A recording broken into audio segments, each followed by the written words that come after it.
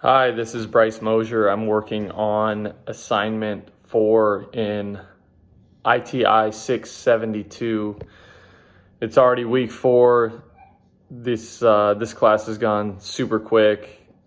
It feels like just the other day we were on that first collaborative session.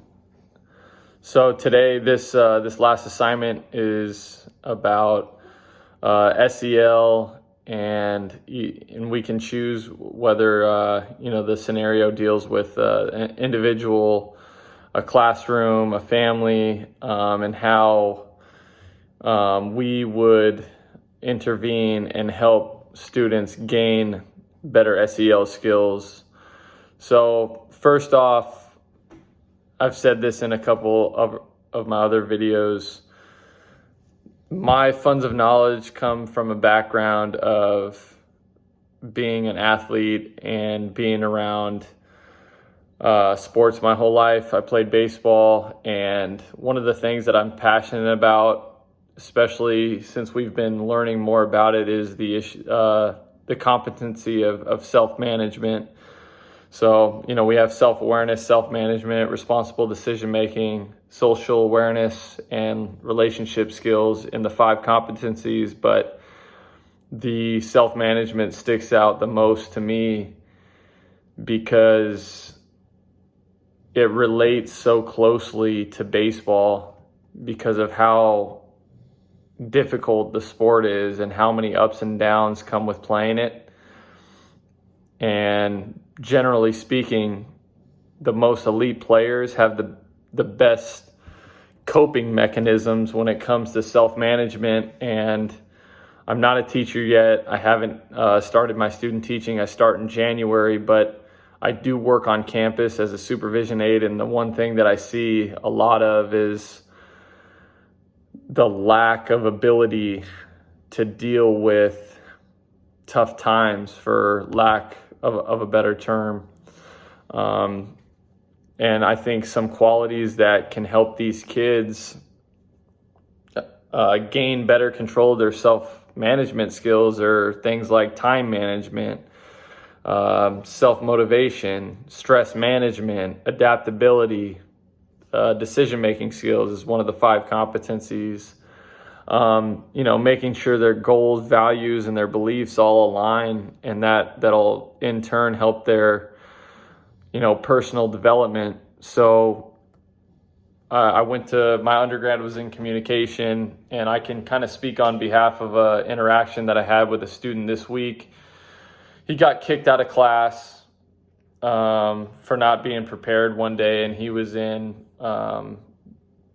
it's kind of just like a detention center, but I happened to be chaperoning the detention center that period, and we got to talking, and he just was off task and whatnot, so he got sent there because he wasn't prepared to work. And then the next day he got sent there the same period, and it was for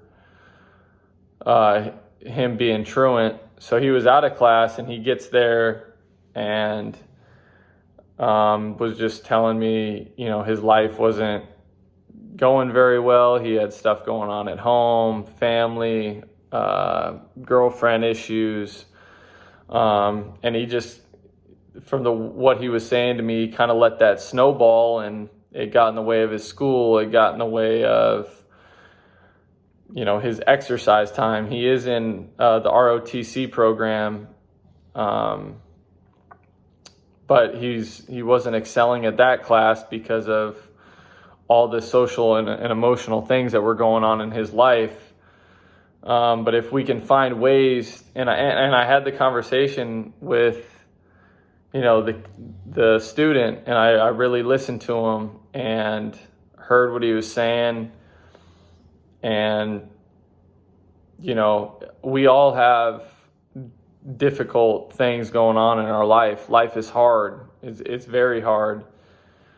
But at the end of the day, I think the most successful people can compartmentalize that and still get the most important things done and do those things at a high level. For me, it's, my physical fitness and making sure that I exercise. And it's one of the first things that I do every morning when I exercise. It's so good for the mind, and you have that little victory early in the day that kind of sets up your day for success. And I kind of use myself as an example when I was talking to this student, but that's part of it. Like, you have to manage time, and you have to not let adversity get the best of you and let it trickle into other areas of your life. So if we can find ways to keep that separate, that's huge. One of the journals that I read for this post was by Deneen Griffin. It's called a Systematic Review of Self-Management Support Strategies. And she was big on schools making sure that they encourage after-school programs. And it doesn't have to be athletics, chess club, band, all these extracurricular activities that they can do.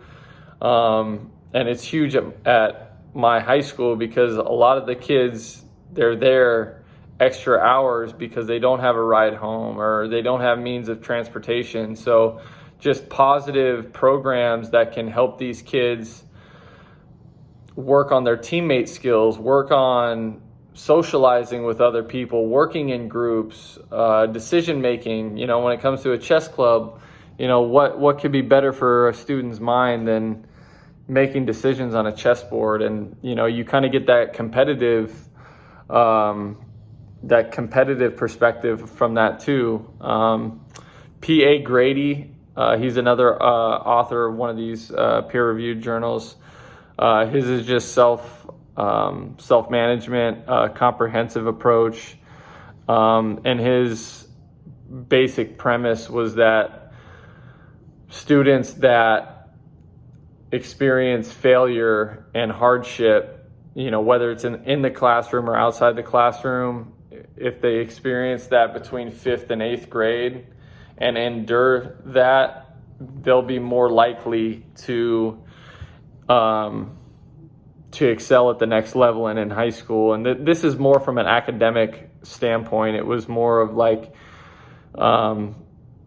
struggling in a math class and persevering your way through it, and being better from the struggle.